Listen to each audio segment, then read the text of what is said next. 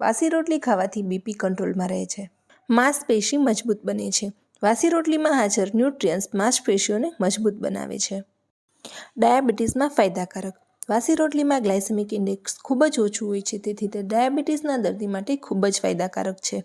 આયરનની કમી પૂરી કરે છે. વાસી રોટલીમાં ભરપૂર માત્રામાં આયરન હોય છે, જેથી બ્લડની ઉણપ દૂર થાય છે.